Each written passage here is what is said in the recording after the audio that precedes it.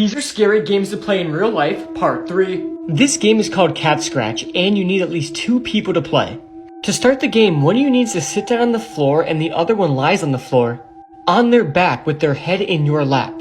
And if anybody else is playing, just have them sit around you guys in a circle. Next, rub the person's temple who is lying down in a soothing motion as you tell them a scary story about a cat. This is how it goes. You are walking down a dark alley late at night. You are the only one there. The ground is slick with rain. The alley is filled with garbage cans and litter. But then you hear something, a movement in the garbage cans. You pick up your pace. You want to get out of the alley fast, but then you see something. Red eyes, glowing red cat eyes. They are the eyes of an enormous cat. You run, but the cat chases you and jumps on you. It scratches you 1, 2, 3. Cat scratch, cat scratch, cat scratch. After you finish the story, the person gets up quickly and pulls up the back of their shirt.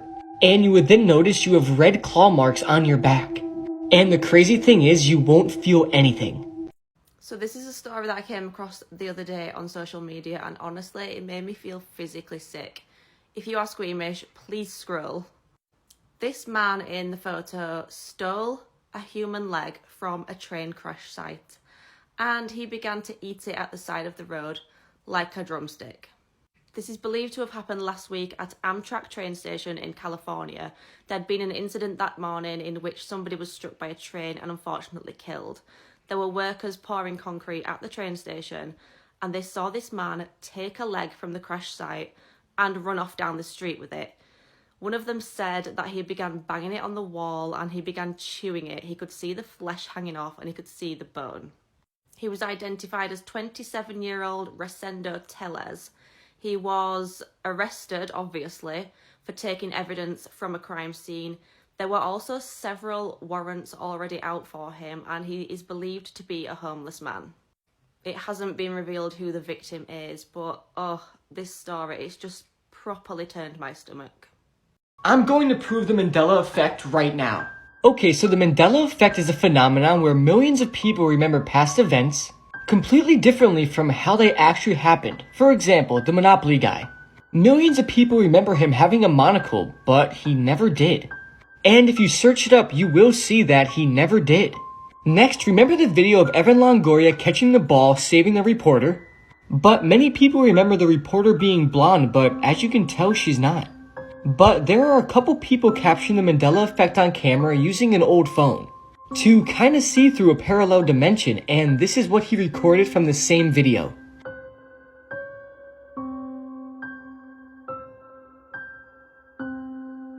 And as you can see, the reporter is blonde, as we all remembered. Even ChatGPT remembers the reporter being blonde and saying it was actually Emily Austin.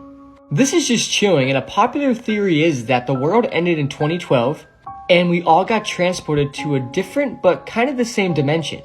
Let me know your thoughts on this because this whole video is just mind-blowing to me. This woman allegedly shot her husband when he asked for a divorce. Christina Pasqualetto from Arizona had apparently been trying to save her marriage. It may be a little bit more difficult now. On the 20th of September, the 62-year-old woman allegedly drove to the home that she shared with her estranged husband, John. She reportedly drove around about midnight and the pair got into an argument over their marriage. John told her that he wanted a divorce, whereas she did not. At this point, John said that he was in bed and Christina allegedly pulled out a weapon and shot him. The 80-year-old was able to defend himself and knock her down so that the gun fell out of her hand. He was luckily then able to flee round to the neighbour's house and get them to call the police. Police raced round and found John with a gunshot wound to his wrist. He was taken to a local hospital for treatment. Now, John alleges that he changed the locks of the house before the incident but had noticed items from the house going missing. John accuses Christina of forging a cheque from him for $10,000. She has admitted to forgery and theft. She has been charged for this and also for attempted first-degree murder and aggravated assault. This famous YouTuber was arrested for being a pedophile. Meet Mike Lombardo. He was a huge YouTuber back in the day. So in the late 2000s, Mike graduated from the Berklee College of Music, which is a highly esteemed music school. And at around this time, his songs were growing in popularity on YouTube. He had die-hard fans. He also won a lot of awards for the videos and songs that he was releasing. He was featured in the news, like on networks like CBS, A lot of the artists whose songs he covered on YouTube actually responded to his actual covers. And he and his band, fellow musicians, actually opened for a number of artists, including Ryan Cabrera. But in 2012, it would be announced that Mike was the subject of a federal CP investigation. As it turns out, Mike had been exchanging explicit photos and asking for explicit photos with and from his underage fans, specifically the women that were underage. So on July 20th, 2012, Mike was charged with 4 CP-related crimes. And according to information uncovered by a website known as The Smoking Gun, Mike had actually exchanged these photos and asked for these photos from 6 different minors. So all of his music was then removed from the streaming services and platforms that it was on, his content was taken down, and in 2014, Mike Lombardo would be sentenced to 5 years in prison. He was released eventually in 2018, but I'm sure this is something that's going to haunt him, hopefully, for the rest of his life. Have you ever heard of the Sunderland Strangler? Stephen Greaveson is a lesser-known serial killer from Sunderland in the UK. He was active during the 1990s. Shockingly, he was known to lure young boys into abandoned buildings and kill them, and did so to 4 teenagers between 1990 and 94. In November 1993, he lured 18-year-old Thomas Kelly to an abandoned allotment shed. He killed him and then set him on fire. On the 4th of February the following year, he murdered 15-year-old David Hanson. Later that month, he would go on to lure 15-year-old David Grief to the same spot that he killed Thomas. Again, he killed him and set him on fire. All 3 boys attended Monk Wearmouth Academy. Now, Stephen was initially arrested in March and charged with attempted burglary at the house where he'd killed David Hanson. He was eventually charged in November 1995 with those 3 murders. He was given 35 years in prison. In November 2000, while in prison, he was arrested again. He was questioned over the 1990 murder of 14-year-old Simon Martin. Simon had been murdered in Gilside House in Roker. It took 12 years until he was eventually charged with this crime, and in 2013 he admitted being responsible. He was convicted of that murder in October 2013. This man faked his own death to avoid child R charges. 41-year-old Melvin MD was due to appear in court the day he conveniently went missing back in August. He had apparently been out kayaking and his son reported he'd gone overboard. It was believed that he may have drowned in the Mississippi River 30 miles west of New Orleans. However, he's recently been found alive and has been arrested. It was obviously an immediate red flag to police when they were investigating the missing person and found that he was actually due in court on R charges. These were charges of indecent liberties with a child and statutory R of a child. They obviously didn't publicly state their suspicions as they didn't want to tip him off. Investigators soon learned that due to him being out on bail, he was actually wearing an ankle tag. This allowed detectives to find out locations that the man had stopped at. On the 17th of September, a vehicle in Georgia was stopped that didn't have a number plate. The driver actually tried to flee and then crashed the car and was taken into custody. After giving a fake name, he was fingerprinted and it was revealed that he was the supposedly deceased man. Melvin is currently being held in jail awaiting trial. Exorcism is one of the first exorcisms that was recorded on film. There's a video on this? Yes, bro. I don't know if you remember, specifically in the Conjuring movie when Ed and Lorraine are talking about a guy, they're showing a video of a possession. The main character who's asking for help, she's in the audience watching, right? Yeah. So the guy's name was Maurice Derdio, but his nickname was Frenchie. Many locals described Maurice as a quiet and gentle farmer, which he was, but out of nowhere, his behavior just changed drastically. He was aggressive, he was more abusive, he just started doing weird shit. There's been times where blood would start dripping out of his eyes, and every night whenever they would get ready for bed, crosses would be carved on his back. They didn't know what to do, so they ended up calling Ed and Lorraine Warren. They got a priest, and as the priest is chanting prayers, he starts rolling in his chair, his face starts bubbling up on the side, he starts getting like a slit on his temple, and his eyes start to form like slits, like a snake. The priest ends up asking him, "Who are you?" And then he says, "I am who I am, the legion of evil, here to corrupt humanity." And then his eyes rolled the back of his head, and he passed out. And it seemed like the exorcism worked. For the next 2 years, he just worked on rebuilding his life again. So he was fine. Until his evil tendencies came back. It wasn't until one night when Maurice grabbed the shotgun, went to the basement, he waited for his wife. When she got home, he ran up the stairs, charged her. She ran out the house. He ended up shooting her arm. He drags her back in the house, puts her on a chair, and tells her, "You are never gonna forget this." Points the shotgun at himself and Kills her. she said that the only thing that she could remember saying after he died was just amen. 6 teenage boys played a harmless ding-dong ditch prank on this man's home, and just minutes later, 3 of them were dead. On the evening of January 19th, 2020, 6 teenage boys and best friends were having a sleepover and celebrating Jacob Avascu's 16th birthday. Later that night, one of the boys was dared to either jump into a pool or ding-dong ditch somebody's house, and after choosing the latter, they all got into a Prius driven by their 18-year-old friend and picked a random house. The house they chose belonged to 45-year-old Anurag Chandra in Corona, California. Once there, one of the teens hopped out, rang the doorbell, mooned the camera, and then got back into the Prius where they quickly drove off. But this harmless prank angered Anurag so much that he got into his car and started chasing the teens. He was going 99 miles per hour in a 40-mile-per-hour zone, and when he caught up to the Prius, he intentionally rammed into the back and side of it. This caused it to go off the road, quickly slamming into a tree and utility pole. The crash immediately killed Drake Ruiz, Daniel Hawkins, and Jacob Avascu, all 16 years old. According to Anurag, he didn't stop after the crash and proceeded to go home after hitting the kids because he didn't think anyone was hurt. He was arrested at his home later that same night. The driver and 2 other 13-year-olds who were also in the car were injured but survived the crash.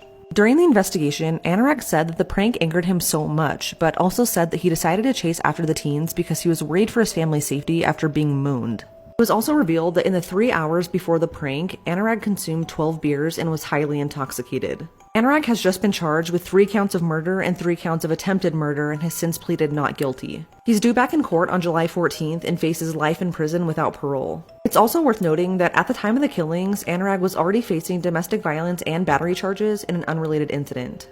It was the 10th of February 2018 and a family was enjoying a birthday meal at a restaurant in Millis in Massachusetts. That was until a frantic man with a knife ran in shouting, "I want to kill everyone." Olivia Bergstrom was only 20 years old. She lived with her boyfriend Benjamin Walsh in Needham, Massachusetts. It was in the couple's apartment that they shared that he callously stabbed her to death on the day in question. After killing his girlfriend, he left her deceased in the apartment and headed to a restaurant. He knew his family were there enjoying a birthday meal. He had taken a knife with him and started shouting that he wanted to kill everyone as he ran in the restaurant. He launched at his mum with the knife and brutally attacked her. He also stabbed his dad as members of the public and the family tried to subdue him. Now, Jerry, the owner of the restaurant, was actually on his way home when all of this broke out.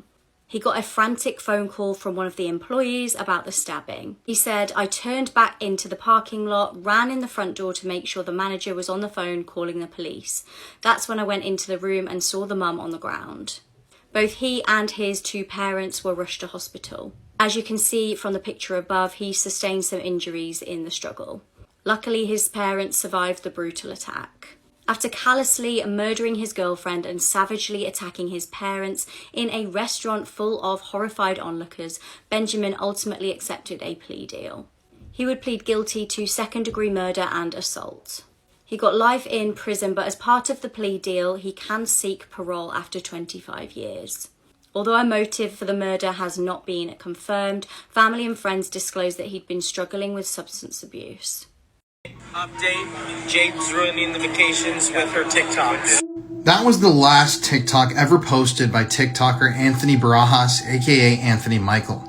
On July 26, 2021, Anthony and his friend Riley were seeing a movie. On that evening, they were seeing the ironically violent film The Forever Purge, which itself is a critique on American violence.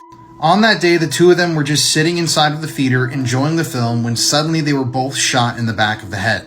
Now, sadly, Riley Goodrich, who was 18 at the time, would die at the scene, but Anthony, who was 19 at the time, was taken to a hospital but passed away a few days later. But why did this happen? Well, it's not a very clear story. So this is Joseph Jimenez, and he was actually arrested the day after the murder. He was the guy who pulled the trigger. Now, Joseph's friends were actually in the movie theater. There were only 6 people in the theater at the time.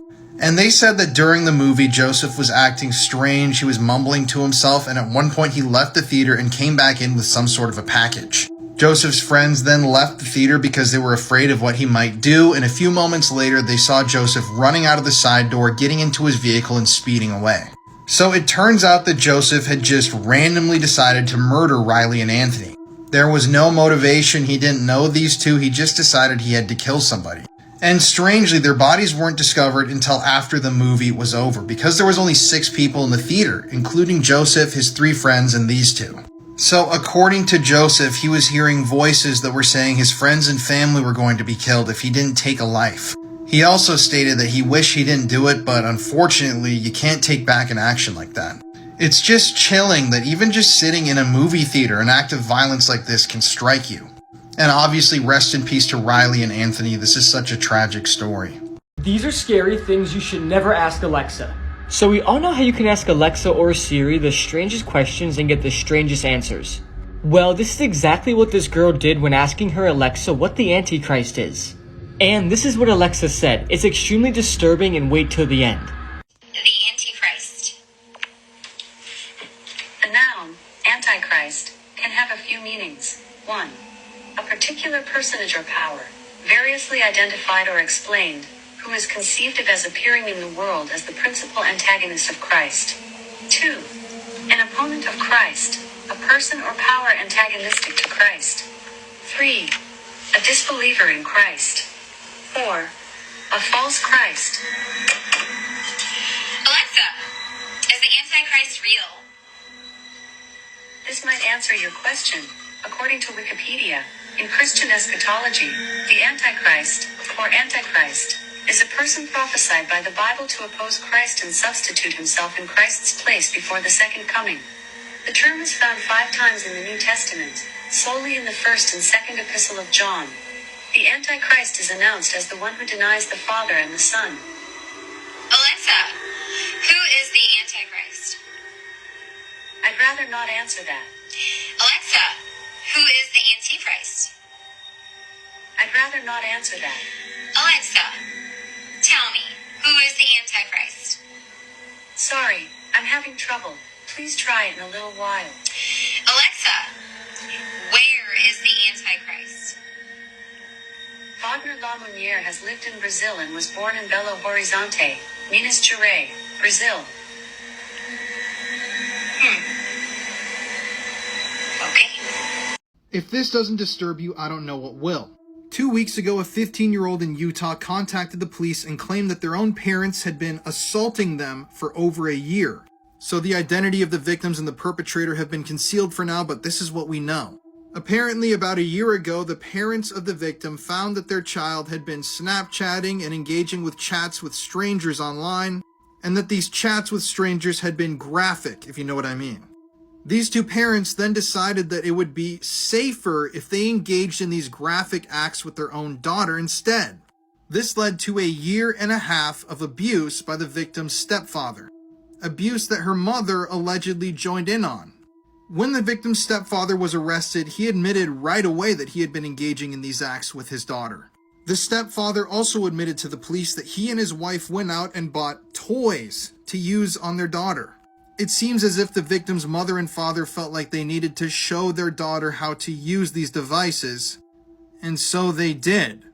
So the suspects are currently being held in jail because they have 4 more children together. This time they are their biological children. And that's the reason why they're being held, because the authorities believe that these 2 parents may be a significant threat to their own kids. Now, we talk about stuff like this all the time on my TikTok, whether it's murder stories, stories about pedophiles, all types of true crime. And this is just one of those stories that I came across that truly disturbs me to my core. These were 2 normal-seeming parents from Utah. They probably had friends and family that loved and respected them up until they were caught. And it goes to show that you really just don't know anybody. And I'm sure that as more and more details are revealed from this story, it's going to get even more disturbing. These are real-life glitches caught on camera, and they're absolutely insane. Up first, a woman captured what looked like a squirrel coming out of nowhere. But it honestly looks like it just came out of a shadow. Pay attention to it and let me know what you think. I am witnessing a glitch in the fucking Matrix, and I swear to God, if this squirrel doesn't come back out, I'm gonna have a panic attack because if you see his nose, I'm not going crazy. Oh my God, wait, stop it. There's nothing there. There's not a grate there. There's not a fucking grate there. Where did this bitch just come from? What the fuck? He just came out of nothing! Next up is a video of a couple friends who captured a video of the sky split into night and day. Check this out. Motherfucking shit right now. I think the sky just broke. What the fuck happened with the sky? It broke. Why is New Mexico this fucking obvious on our weather? You can either have a sunny day or a fucking cloudy day. But why is it obvious? What the fuck is going on, bro? This is weird. Finally, this next video might be the weirdest video on the internet. Just check this out. Is there any weird, unexplainable stuff in my house? But I bought a guitar the other week at a garage sale from this old lady down the street, and every time I pick it up or strum it or play it, really weird shit happens, and I'll show you. It's some Lotus, like, very 80s looking guitar, and every time I strum, like that, shit like that happens every time I mess with this thing. Like that. Mexican urban legend that originated in Chihuahua, Mexico, and it's called La Pascualita mannequin. I've never heard of that. In the 1930s, it starts off with a bridal shop owner. She had a daughter who was set to be married, and her being a bride shop owner, she was excited. She was hyped. It only seems right for me to make you a dress. Go all out for your wedding. Yeah. And on the day of her daughter's wedding, she got stung by a scorpion. Damn, so she fucking died. Obviously, Pascuala was devastated by her daughter's death, and legend says that Pascuala went crazy and took her corpse and covered it in wax so that she would never lose her daughter again. And in honor of her death, the next day, a new mannequin went up and displayed in front of her shop, yes. With the same dress. With the same dress, and it had an extreme likeness to Pascuala's daughter. People were saying that it looked too realistic. The hands had nails, and even people said that her veins in her arms looked real. These are the hands. Nah, bro. You need to be able to see like how the mannequin looked. Bro. Some taxidermy. And when people looked at the mannequin, they got eerie vibes from it. Eventually, in the early 2000s, the Mexican paranormal TV show, Extra Normal, covered it as well. And then they started asking the locals, did you get any weird vibes? Did you see anything weird? Muchos le tienen miedo y otros le tienen respeto a la leyenda de que se mueve el lugar, que en la noche sale a caminar, prende las luces. En fin, hace muchas cosas raras aquí en el establecimiento. They just start saying that at night it moves. At night they see a woman in the middle of the streets, on some creepy shit, bro. This photo might have the most disturbing backstory. This is Travis Alexander, and this photo was taken moments before his ex-girlfriend savagely murdered him. In 2006, Travis met 26-year-old Jodi Aria at a Las Vegas conference, and Jodi was beautiful, blonde, and carefree. She was an inspiring photographer, and Travis was a salesman, motivational speaker, and a devout Mormon. When the pair met, they had an instant connection. They started dating, and despite living in different states, they continued their long-distance relationship. However, since the beginning of the relationship, Travis's friends noticed a bunch of red flags in Jodi and grew concerned about Travis's safety, as the relationship between Travis and Jodi became more and more violent and toxic. After 5 months of being together, Travis broke up with Jodi, and after a few weeks, she moved to Mesa where Alexander lived. Jodi began to show up at her ex-boyfriend's house unannounced and let herself in after unlocking the garage door. While this got Travis angry at times, the couple would sometimes become intimate. Meanwhile, Travis had already began dating another woman named Lisa, and occasionally Jodi would try to scare Lisa by knocking on her door and running away. After living in Mesa for about 8 months, Jodi went to her family's home in California. However, Jodi and Travis kept in touch. In 2008, Alexander had planned to attend a company retreat in Mexico with a Mormon woman who he had started dating. He never went to the retreat, and his friend did not hear from him again. After 5 days of no contact, his friends visited his house and found a horrific scene. As it turned out, on June 4th, 2008, Jodi and Alexander were at his house in Mesa. Jody stabbed Travis 27 to 29 times. Travis's throat was slit along with a gunshot wound to his head. The medical examiner also revealed that he had defensive wounds on his hands. Travis died of blood loss at the age of 30.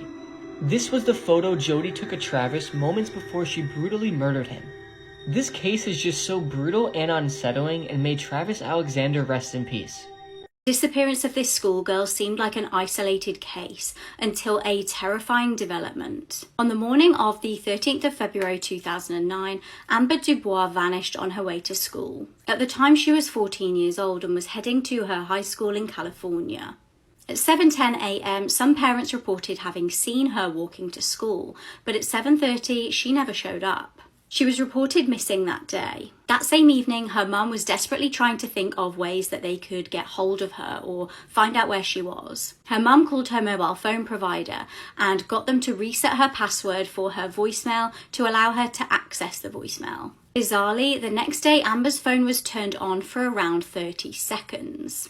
Whoever was accessing it tried to go to voicemail but couldn't, and it was then immediately turned off. Police initially focused the investigation on the mum's boyfriend, Dave Cave. Amber and Dave were known to not get on very well, but Dave denied any involvement. The strain of the investigation and the doubts caused Amber's mum to eventually break up with Dave. Then, the following February, another girl went missing. This time it was 17-year-old Chelsea King, who vanished from the same area. Chelsea had been on a run just 10 miles away from where Amber had vanished. Police scoured the area and disturbingly they found her socks and underwear. The socks were sent off for DNA testing and they found a match. This was registered S offender John Gardner. Police then announced that Chelsea's body was found in a shallow grave nearby. John was charged with R and murder. He was also charged with attempted R of another woman at Lake Hodges months prior to Chelsea's murder. Initially, John denied being involved in Amber's disappearance, but eventually he did confess to knowing where her body was. He took police to a remote area in San Diego where the teenager was buried. He was obviously charged then with Amber's murder too. In court, he admitted the killings. In relation to Amber's death, he said that he was upset about some personal things going on in his life and went out that morning hunting for a victim. He said that he pulled up beside the girl and threatened her with a knife to get her in the car. He was sentenced to life plus 25 years for the attempted R. The tragic death of Glee actor Corey Monteith was shocking when it happened back in 2013, so let's talk about it. So if you don't remember Corey, he was one of the main characters on the TV show Glee. He played Finn Hudson. He was also in a number of different movies, including Final Destination 3. And at the time of his death, he really was an up-and-coming star in Hollywood. I mean, Glee was one of the biggest shows on television. I remember watching it when I was in high school. But sadly, on July 13th, 2013, Corey would be found dead in his hotel room in Vancouver, Canada. So leading up to his death, Corey had been staying at this hotel in Vancouver for 7 nights. He was scheduled to check out after his 7th night in the morning, but when hotel staff noticed that he hadn't left his room yet, people were sent up to check on him. That's when staff members entered Corey's room and discovered his unresponsive body lying on the floor. So initially, people didn't know what had happened to Corey. People thought for a second it could have been foul play related, but when the autopsy report came back, it became clear what had happened. So in the period before his death, Corey had actually checked into rehab. He had struggled with substance abuse issues in the past, but people thought he had gotten better and overcome them. But the toxicology report revealed that Corey had fatal levels of heroin and alcohol in his body at the time of his death, in addition to trace amounts of morphine and codeine. There was also a spoon and needle discovered next to his body in his hotel room. The 5th season of Glee was actually supposed to air at the end of that month in July of 2013, but after consulting with Lea Michele, who played Finn's love interest on the show, they decided to postpone the premiere until August of that year. The 3rd episode of that season, titled The Quarterback, actually dealt with the death of Corey's character Finn on the show. And obviously, with everybody involved in the production of the show, this was really hard to shoot and see premiering because of what had just happened so recently in real life. Now, something I do have to mention here is the strange circumstances surrounding some of the stars of Glee's deaths. You have Corey Monteith, who died of a sudden drug overdose. You have Naya Rivera, who died drowning in an incident. And And you also have Mark Saling, who played Puck on the show, who died at age 35 after taking his own life after being found guilty of the possession of CP. Regardless, though, this was such a tragedy. It's so sad that Corey was lost. He could have been so big in Hollywood nowadays, but RIP to him. This is the disturbing case of the Slender Man stabbing. On the morning of the 31st of May 2014, a man on a bike ride in Wisconsin made a shocking discovery. A 12-year-old girl, Peyton Leutner, was lying on the grass covered in blood. The day prior, the young girl had been at a sleepover with some of her friends. She hadn't realised that the sleepover had been a trick to lure her into the woods to murder her. 2 years before what the media dubbed the Slender Man stabbing, Peyton had met her friend Morgan at school. The pair had become friends when Peyton noticed her sitting alone in the cafeteria and felt sorry for her. The two became close, and then they made another friend, Anissa Weir. Anissa, on the left here, was described as a cruel girl. She seemed really jealous of the friendship between Peyton and Morgan. As their friendship grew, Anissa and Morgan became obsessed with the internet meme Slender Man. Slender Man was a tall, faceless man with long arms who turned viral when people would Photoshop him into creepy images. The mythical man would prey on young children and lure them into the woods to kill people. Shockingly, around December 2013, Morgan and Anissa concocted a plan to kill someone in order to show their dedication to the fictional Slender Man. Their plan was to invite Peyton to Morgan's birthday to get her alone, and then lure her into the woods and kill her. Morgan actually described this as a flawless plan. As the girls started their walk to the woods, Morgan snuck a knife from her kitchen into her waistband. They then completely blindsided poor Peyton. Morgan jumped on top of her and started stabbing her. The two perpetrators then run off, claiming that they were going to go and get help. The young girl was left to struggle on her own and crawl towards the road to get help. When the cyclist discovered her, an ambulance arrived and nurses noted that she had 19 stab wounds. She had 6 hours of intensive surgery but miraculously survived. The girls were charged with attempted first-degree intentional homicide. Now, the jury actually found Morgan not criminally responsible due to schizophrenia. She was sentenced to 40 years in a mental health institution. Anissa had apparently experienced shared psychotic disorder and was sentenced to 25 years in a mental health institution. This YouTube pedophile known as Lionmaker Studios had almost 1 million subscribers before he was finally banned from the platform. So Lionmaker was a very, very famous YouTuber who played Minecraft. Now, I've never really ventured into the gaming side of YouTube, but I know a lot of people have, and a lot of people knew who Lionmaker was and loved his content before all of these things came out about him. So obviously, when you have a Minecraft channel, your target audience is going to be a bit younger. And obviously, when you have a younger fan base, your responsibility to create good, wholesome content is a lot higher. But what Lionmaker did was absolutely abhorrent. So in reality, Lionmaker Studios' real name is Marcus Wilton. And in 2015, when Marcus was 27 years old, he admitted to having a smexual relationship with a 15-year-old girl. The victim, a young 15-year-old girl, was also a YouTuber herself. And after all of this came out, Marcus actually went to Twitter and posted CP images, which he later blamed on some sort of a glitch. After this started to come out, 2 other minors accused Marcus of trying to groom them. And he was then investigated by authorities in Belgium and the United Kingdom for charges of CP production and distribution. So after this came out, he was actually held in jail by Belgian police for 10 months. But that didn't stop the controversies from appearing.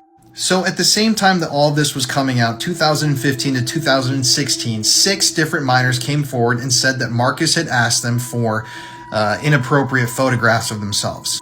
One 16-year-old named Steven even stated that Marcus offered to pay him $500 for these explicit photographs of himself. However, when this came out, Marcus said that that $500 was intended for graphic design and denied that this had happened. In another instance, Marcus was accused of asking a 12-year-old girl for these explicit photographs as well. Obviously, he denied this, but there were actual screenshots of the messages of him asking this girl for photographs. But as predators do, he claimed that these were fake messages that had been manipulated to make him look bad. So eventually he was permanently banned from YouTube. He tried to make a comeback, was banned again. He resurfaced as a streamer before he was banned again. But I couldn't really tell whatever came out of the legal troubles that he faced in Belgium. I know that he was held in jail charged with these CP-related crimes, but I couldn't really find if he was ever convicted of them. Obviously, though, this guy is a danger to have online, and people should be aware that this guy is probably still out there somewhere making new accounts. Hammer coined the phrase, "You can't make this stuff up," might have known the story of real-life boogeyman, Albert Fish. A slight, elderly man with grey hair, no one suspected the kindly single father of being sadistic child murderer and cannibal. This is the unlikely reason that a trip to Taco Bell ended in murder. It was 2003 in Illinois. Sarah Kolb and Corey Gregory met after being enrolled in a GED program together. They quickly became inseparable as friends. However, Corey was known to have grown romantic feelings for Sarah, but unfortunately for Corey, Sarah was a lesbian and did not feel the same way about him. Sarah was known for being an alpha female in her friendship circle, and she started hanging out with a group called the Juggalos, who I found out are fans of the hip-hop group Insane Clown Posse.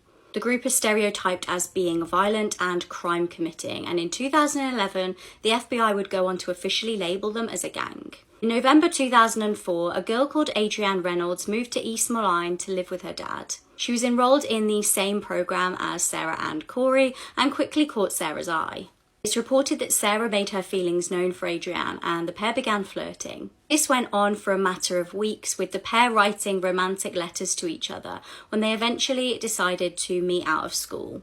The pair ended up going to a party together, and it's believed that Sarah had expectations of how the relationship was going to develop, but it actually all ended up going horribly wrong. She was blindsided when Adrienne left the party and returned a few hours later. Adrienne told Sarah that she had slept with 2 guys. At this point, Sarah decided to cut things off with Adrienne, but Adrienne wanted the relationship to continue.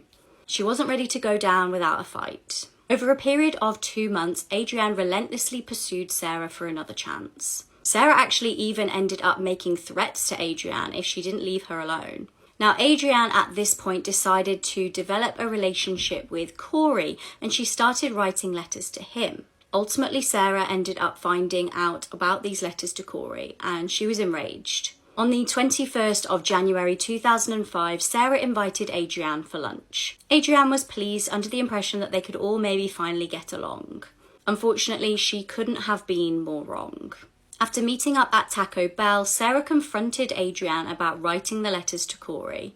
A huge fight broke out in the car park of the restaurant. Corey ended up intervening, and he actually held Adrienne down while Sarah strangled her to death. The pair then took Adrienne's body to Sarah's grandparents' farm, where they tried to burn her with petrol. When that failed, they called a friend of theirs, 16-year-old Nathan, to come and help them. He used his granddad's handsaw to dismember her body and put her body parts in a bin bag. The trio then disposed of her remains at Black Hawk Historical Site in Rock Island. Adrienne's parents started to get really worried when she didn't turn up for work, and they reported her missing. Her remains were discovered by police on the 26th of January. Sarah and Corey were charged as adults with 2 counts of first-degree murder and concealment of homicide. Nathan was also charged with concealment of a homicide. Sarah was found guilty and was sentenced to 53 years in prison. Corey was sentenced to 45 years in prison after pleading guilty. Nathan was given a juvenile sentence of 5 years, and he actually died a few years after his release in a car accident. This murderous musician could be the worst man in country music history. Meet Spade Cooley. So back in the day, he was a Western swing musician, he led big bands, he was on TV, he was an actor. And his song, Shame on You, actually was the #1 song on the country music charts back in the 1940s. So even though he occasionally sang, Spade was really known for his fiddle playing abilities. And over the years, he worked his way to the top of Hollywood. He was friends with old cowboy actor Roy Rogers. He had his own show in Los Angeles on TV. And a lot of people credit Spade Cooley with being the king of Western swing. But in April of the year 1961, the world's opinion of Spade Cooley would change overnight. So before they were married, Spade Cooley's second wife, Ella Mae, was actually a singer in his band. They eventually fell in love, got married in 1945, and would go on to have 3 children together. Now, from the outside looking in, their marriage seemed pretty perfect, but on the inside, it wasn't as good. As it turns out, throughout their entire marriage, Spade had been cheating on Ella with multiple partners, and Ella had actually cheated on Spade, reportedly with cowboy actor Roy Rogers. So in 1961, Spade Cooley actually filed for divorce and requested custody of the couple's 3 children. But on April 3rd, something disturbing would happen. On that day, something snapped inside of Spade. And while he was at home with his wife and children, he forced his 14-year-old daughter to watch him murder her mother. And this murder was brutal. Spade repeatedly bashed Ella's head into the floor. He stomped up and down on her stomach, killing her, and then he put out a lit cigarette on her body to make sure that she was dead. Keep in mind, this was all in front of his 14-year-old daughter. He forced her to watch. Now, obviously, Spade was arrested shortly afterwards. He was eventually found guilty of killing Ella. And there were 2 ways his trial could have ended at the time. He could have been sent to the death chamber, the gas chambers in prison, or he would have had a life sentence. Shockingly, though, he was only given life in prison with the possibility of parole after serving 7 years. And this is where it gets crazy. So he served those 7 years. In his 8th year of his prison sentence, all of his Hollywood friends lobbied the then Governor Ronald Reagan of California for his release. And what do you know, the State Review Board actually granted him parole after only serving 8 years in prison for the brutal murder of his wife. So a few months after the board agreed to parole Spade from prison, he was putting on a concert. He was actually let out of prison for the night for a 72-hour period to put on a show for the Deputy Sheriff's Association. Yes, law enforcement officers actually wanted this guy to get on stage and play for them. But while he was backstage on an intermission, Spade Cooley suffered a fatal heart attack. And that's where he died. He never technically made it out of prison. I just think this story's crazy. I'd never really read about it before. And it's just shocking that they were actually going to let this guy out of prison. These are the scariest Mexican cartel encounters ever. These 2 friends were traveling through Mexico in their car in 2020. They were heading from one town to another, enjoying the beautiful nature surrounding them. But within a few seconds, a peaceful drive became an absolute traumatic event. Through the driver's window, you can see a group of cartel members stopping the men at gunpoint. The 2 men thought they were moments away from dying. In this area they were in, the cartel operated as some sort of law enforcement. The cartel member that talked to them said, "Who are you, where are you going, and why?" The cartel was guarding the area and wanted to make sure the 2 men weren't rival cartel members or spies. Now I'll play the full video and just imagine being in this situation. You're in Mexico and the cartel speeds up to you and starts screaming and pointing guns at you. So there must be civilization somewhere over here. Looks like there's a town up here, a village.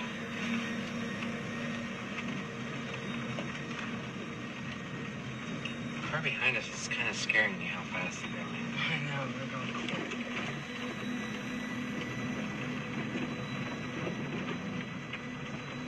It's not scaring me. It's scaring me because what if they're speeding up on us to rob us or something?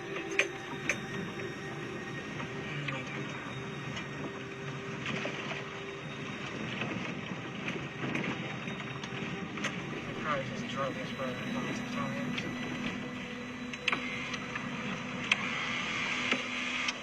Thank God they have guns.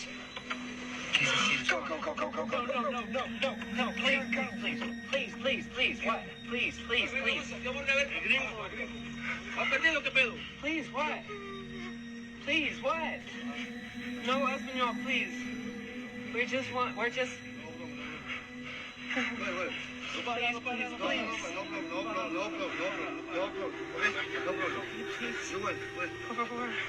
¿Dónde vas?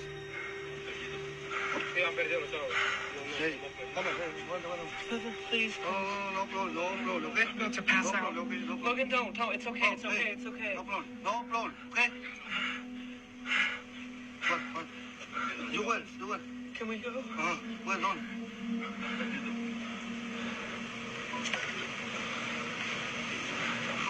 Oh my God.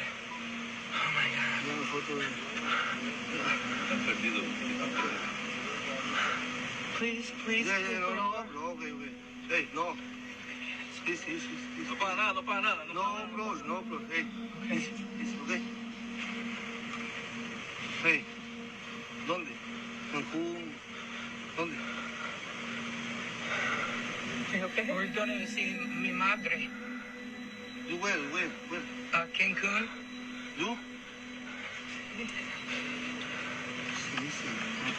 No problem.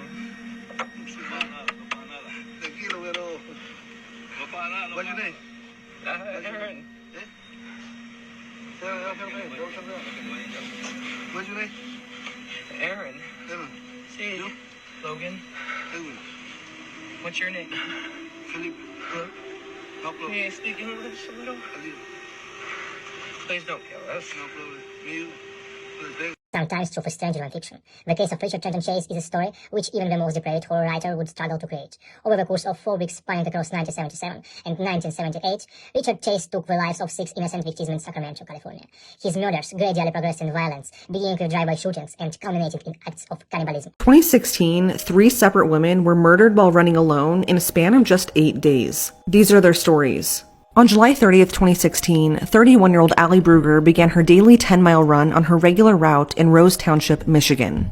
She was found shot to death on Fish Lake Road not long after. During the investigation, police found shotgun casings at the crime scene and determined that the killer shot at Allie 4 times, hitting her once in the back as she likely tried to run away. Initially, police thought that Allie might have known her killer, and the focus at first was on her ex-boyfriend, who happened to fail a polygraph when asked if he killed her. His only alibi was that he was at home alone during the murder, but without any other evidence linking him to the crime, authorities couldn't charge him. Allie's family can't help but wonder if this was a failed abduction or if she possibly had a stalker since she ran the same route frequently. It's now been 7 years, and Allie's case is still unsolved. 3 days later, on August 2nd, 30-year-old Karina Vetrano would also be attacked, sexually assaulted, and murdered while running in New York. That day, Karina decided to go for a run in Spring Creek Park in Queens, which was less than a block away from her home. She would normally run with her dad for safety reasons, however, at the time, her dad had a back injury, so she decided to go alone. She was last seen alive at around 5 p.m. when entering the park, but when she stopped answering texts and calls, her dad notified authorities. A massive search was launched, and sadly, Karina's body would be found a few hours later by her father, face down about 15 feet off the trail. Her clothes had been pulled down, and her right leg was covered in scratches and bruises. Authorities determined that she had been hit in the back of the head with a rock, sexually assaulted, and died from strangulation. She had major defensive wounds, including cracked teeth, indicating that she bit her attacker incredibly hard.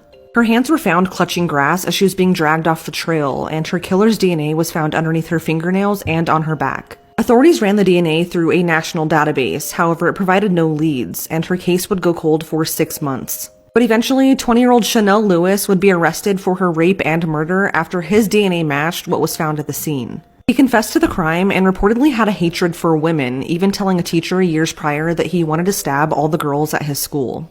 Chanel was found guilty and sentenced to life in prison without parole.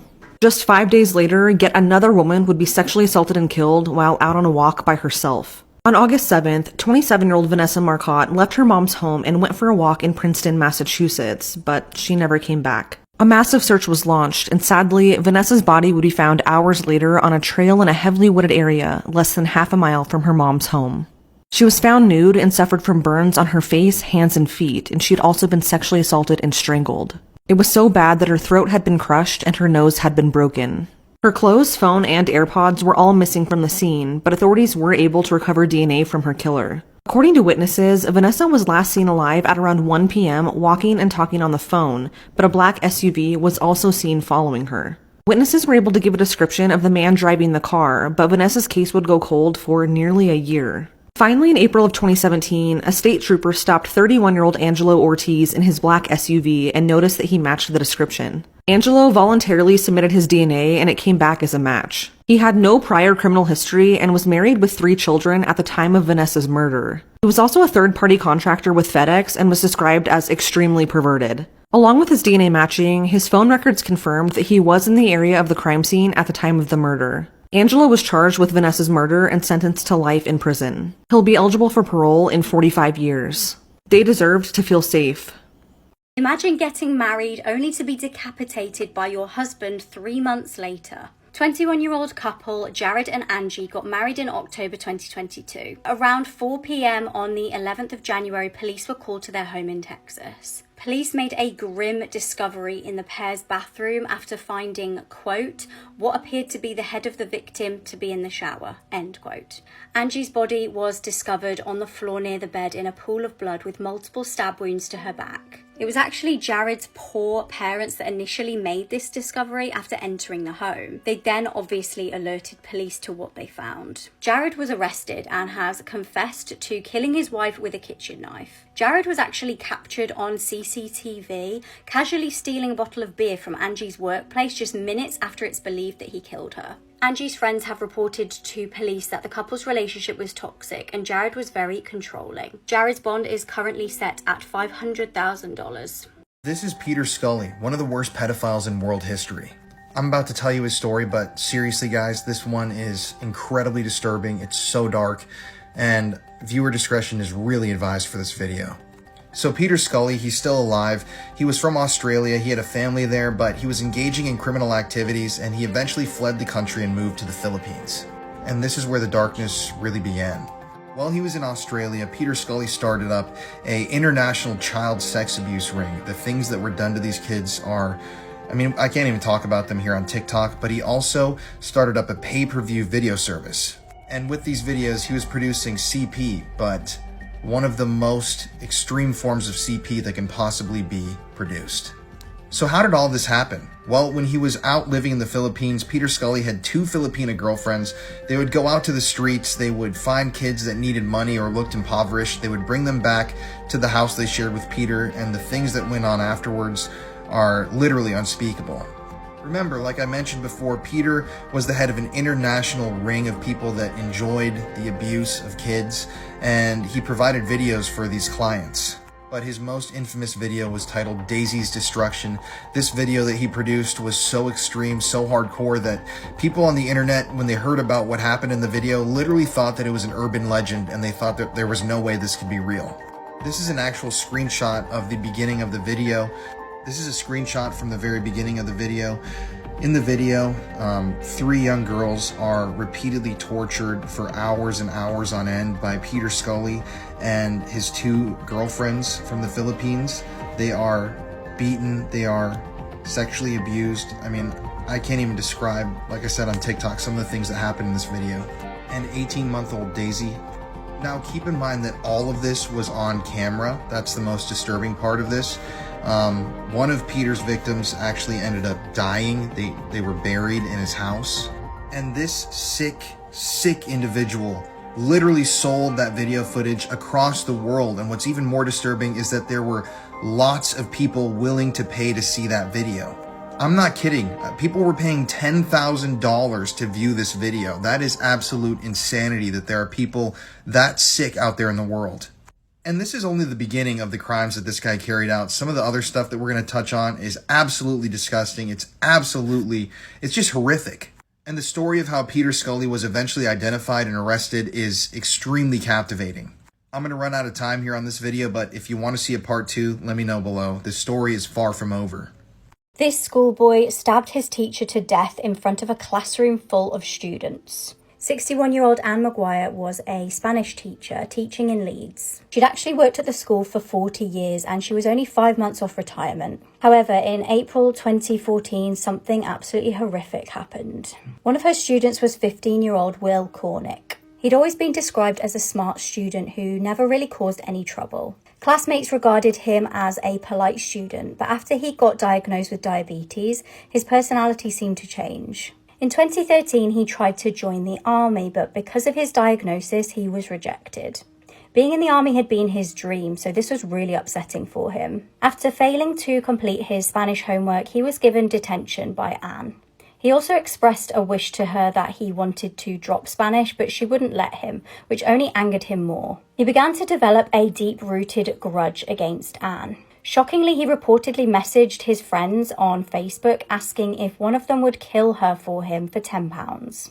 During one school day, halfway through his Spanish class, Will decided to get up and attack Anne with a knife. The classmates watched on in horror as he chased her out of the classroom. When there, another teacher heard her screams and tried to shield Anne from any more blows from him. Will then allegedly returned to his class and told his classmates how it was a shame that he hadn't killed her. However, Anne did actually pass away from her injuries. Will later admitted that he did plan also to kill 2 other teachers. One of them was actually pregnant at the time. He's been sentenced to life in prison with a minimum of 20 years. This is Jared Fogle, one of the worst pedophiles in American history. So if you don't know who Jared Fogle was, he was the spokesperson for Subway for a number of years. Jared initially became famous and then eventually became the spokesman of Subway because he dropped so much weight while eating a Subway diet. According to Jared, he lost almost 245 pounds while eating almost exclusively from Subway. Obviously, this was a huge story, and when Subway heard about this, they contacted Jared and eventually made him the spokesman for their entire company.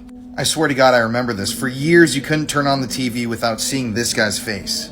So in 2004, when Jared was at the height of his popularity, he launched the Jared Foundation, a foundation determined to fight childhood obesity. This foundation saw Jared touring schools across the nation, talking to kids about losing weight, and yeah, just being heavily involved with children, which people at the time thought was a great thing. But it was when he was away from the cameras, behind the scenes, when Jared was engaging in some of the most deplorable behavior I've ever read about. So in 2007, a radio host and journalist from Florida came forward to the FBI and reported that Jared was saying and doing some concerning things. Apparently, while at a middle school event, Jared had been talking to her about performing lewd acts on a minor. He had texted her about all of these things, and she even recorded him saying all of this stuff. At one point, apparently, Jared even asked this journalist if she could install webcams in her children's bedrooms so he could watch them. Obviously, this was concerning. This journalist recorded all of this, turned it into the FBI, but they told her that they couldn't do anything because they didn't have enough evidence. And now we got to talk about Russell Taylor, a guy who was heavily involved in Jared's foundation. So when he wasn't working on the Children's Foundation, this guy, Russell Taylor, was producing CP in his home. Apparently, between the years 2011 and 2015, Russell Taylor had videotaped minors in his own home and traded photographs of them with none other than, you guessed it, Jared Fogle, king of the footlong. According to court documents, Jared actually asked Russell if he could move some of the nanny cams in his home so he could watch children in varying states of undress or while they were naked taking a bath.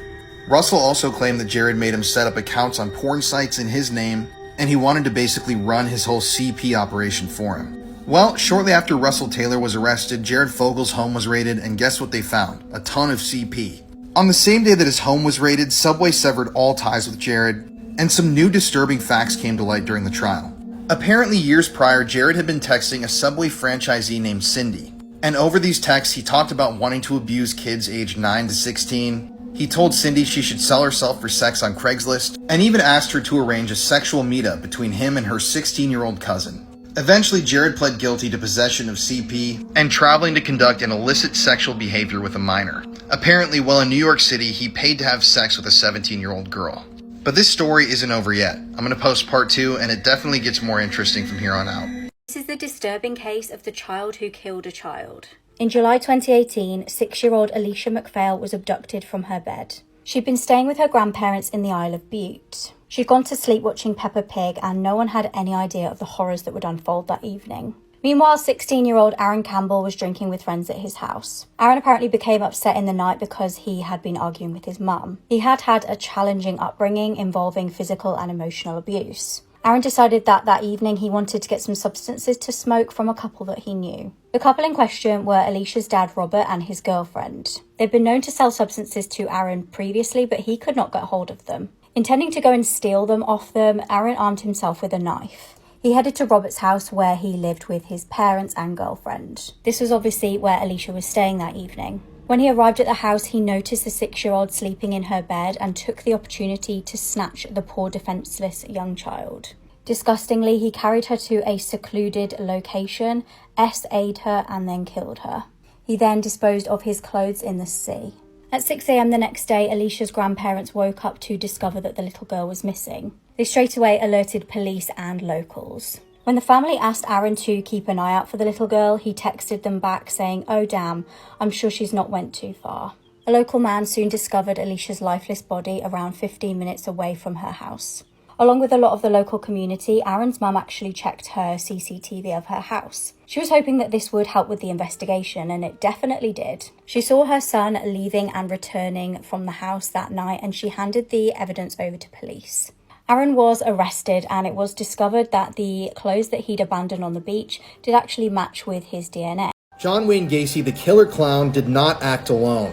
This TikTok series is about to blow your mind, but there's a lot of information here, so proceed with caution. The case of John Wayne Gacy, the serial killer clown, is one of the most infamous true crime stories in American history. A brief overview of the case. In the 1970s, John Wayne Gacy murdered 33 young men. He buried them in the crawl space beneath his home and his yard, and he was connected to a number of different crimes. Gacy himself gained infamy because he dressed up as Pogo the Clown on the weekends and volunteered at hospitals and children's birthday parties. Now, the official story says that John Wayne Gacy acted completely alone. He had no help in carrying out any of these murders, but I really don't believe that that's the case. Through all of our research that we did for our podcast, we've determined that Gacy was connected to a number of other killers, pedophiles across America. And he even may have been connected to one of America's other most infamous serial killers, the Candyman out of Houston, Texas. So before we get into this, I want to state that I do believe that Gacy did murder some people, and I think he was very complicit in all of this, obviously, but I don't think that he acted alone. But why do I think that? So to start off, we need to talk about Jeffrey Rignall, this guy who was actually a survivor of John Wayne Gacy. After a night of abuse and essay at the hands of John Wayne Gacy, Jeffrey Rignall was allowed to go free. But what Jeffrey would go on to tell authorities and the media about what happened that night at Gacy's home is a major thing in this whole conspiracy. Now, Jeffrey would tell the police that while Gacy was essaying him, there was another man in the room. Now, whether or not this other man participated in the essaying or they were there to watch, it doesn't matter. Someone was watching this criminal act occur. He knew he could give a description of the guy, and he knew that someone else was there watching this happen. Then we get to Robert Bob Gilroy, who was a victim of John Wayne Gacy. So Robert Gilroy was abducted on September 15th, 1977. That's the official date that he went missing. He was supposed to show up for an event after that day, but he never showed. But John Wayne Gacy's plane tickets and records placed him as being out of the state at the time. His plane tickets from the time show that Gacy left Illinois on September 12th, and he didn't return until September 16th, the day after Robert Gilroy went missing. Already, these two facts point to a larger conspiracy at hand. There may have been people helping procure victims for Gacy, and he may have been even paying for these victims. And that's when we get to Philip Paskey and John David Norman, two of the most horrific people I've ever read about, and this is where the connections with the case start to get really shocking. And we've talked about John David Norman here on my TikTok before. This guy was connected with the higher-ups in the government. This guy had lots of political power, and he was a known pedophile. Remember, in earlier TikToks, I even told you about how John David Norman was arrested multiple times. He had Rolodexes full of index cards of the people who he was supplying these young men to. And both times, the police departments lost the Rolodexes and lost all the names of the abusers. But how did they connect to Gacy? Well, in part 2, we're going to talk about it. This mysterious case absolutely does not sit right with me. Someone knows something and has not come forward. On the 12th of July 2015, 18-year-old Tiffany and her parents attended a graduation party in New Jersey. At around 9 p.m, one of Tiffany's friends spoke to her parents and claimed that they were really annoyed because Tiffany had used their debit card without permission. Tiffany initially denied this to her friend, but then did admit this to her mum Diane a little bit later. At this point, they were all outside Tiffany's house, and Diane went inside to find her husband. When she returned outside of the house, Tiffany had vanished. Now, they were able to see Tiffany on the deer cameras that they had outside the house. She appears to be walking down the driveway in her normal clothing and white headband. When they tried to find Tiffany, they actually made a terrifying discovery. Her phone was lying on the floor at the bottom of the driveway. Immediately, they knew something was wrong, as Tiffany never had her phone out of her sight.